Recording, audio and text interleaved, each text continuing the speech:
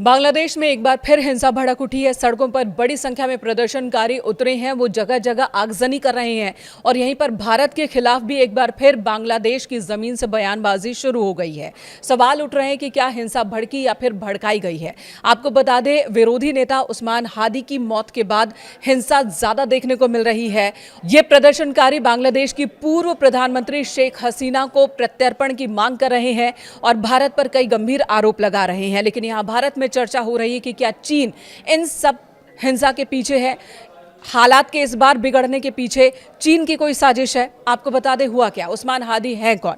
उस्मान हादी वो शख्स हैं जो विरोधी नेता हैं, आने वाले चुनाव में वो उम्मीदवार भी हैं। साथ ही उस्मान हादी वही शख्स हैं जिन्होंने पिछले साल बांग्लादेश में विरोध प्रदर्शन की कमान अपने हाथ में ली थी, तब जब प्रधानमंत्री शेख हसीना को अपनी सरकार छोड़कर भागना पड़ा और भारत में फिलहाल उन्हें शरण दी गई है और भारत में वो रह रही है। उनके प्रत्यर्पण की मांग लगातार बांग्लादेश में विरोधी नेता कर रहे हैं और इसी बीच उस्मान हादी पर 11 दिसंबर को हमला हुआ। हमले में वो जख्मी हो गए। उनका इलाज सिंगापुर में चल रहा था और वहीं पर इलाज के दौरान ही अस्पताल में उनकी मौत हो गई और जैसे ही मौत की खबर बांग्लादेश तक पहुंची, वहां पर प्रदर्शन की शुरुआत हो गई। कल पूरी रात प्रदर्शन होता रहा है।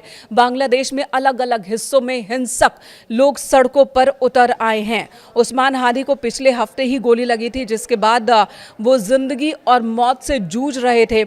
उन्हें सिंगापुर के अस्पताल में भर्ती करवाया गया था, लेकिन गुरुवार को ही उनकी मौत हो गई। 12 फरवरी को होने वाले आम चुनाव में वो उम्मीदवार भी थे। सेंट्रल ढाका के बिजॉय नगर इलाके में अपना चुनाव कैंपेन शुरू कर रहे थे और तभी नकाबपोश लोगों ने उन पर हमला कर दिया था।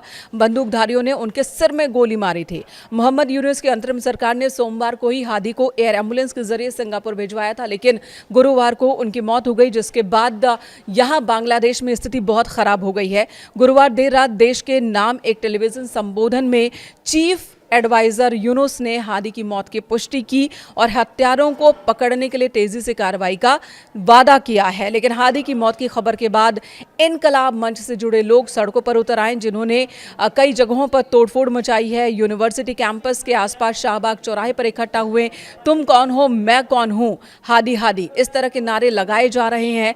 जहां अस्पतालों में तोड़फोड़ की गई है और जो स्थानीय अखबार है प्रथम अलो, उनके ऑफिस पर भी हमला किया गया, वहां पर भी तोड़फोड़ की गई है। इस दौरान अखबार के पत्रकार और स्टाफ अंदर ही फंसे रह गए, जिन्हें बाद में वहां से निकाला गया। भीड़ ने बिल्डिंग के सामने आग लगा दी। एक चश्मदीद ने बताया कि रात तकरीबन 11 बजे सैकड़ों प्रदर्शनकारी सड़कों पर उतर आए और जो वीडियो में भी इस वक्त आप देख रहे हैं, जिन्होंने बिल्डिंग में तोड़फोड़ की है, आगजनी की है, पूरे इमारत को घेर लिया था। जिसके बाद जो लोग यहाँ काम कर रहे थे, पत्रकार, कर्मचारी, वो सभी डरे हुए थे, सहमे हुए थे। उन सब की जिंदगी खतरे में आ गई। लगातार प्रदर्शन हो रहा है। इधर भारत के खिलाफ भी बयानबाजी चल रही है। भारत के नॉर्थ ईस्ट इलाके को अलग कर देने की धमकी भी दे रहे हैं बांग्लादेश में विपक्ष के तमाम नेता और साथ ही पूर्व प्रधानमंत्री शेख हसीना को भारत में रखने को लेकर भी भारत का विरोध लगातार हो रहा है। इधर भारत में चर्चा हो रही कि इस पूरे हालात पर भारत की अब अगली प्रतिक्रिया क्या होगी, किस तरह से भारत आगे कदम बढ़ाएगा। बांग्लादेश की ओर से जो विपक्षी नेता हैं, उनकी ओर से और तमाम जो शेख हसीना से की पार्टी को छोड़कर जो दूसरी पार्टी के नेता हैं, वो लगातार आरोप लगाते रहे हैं भारत पर कि भारत बांग्लादेश के अंदरूनी मामलों में दखल देता है।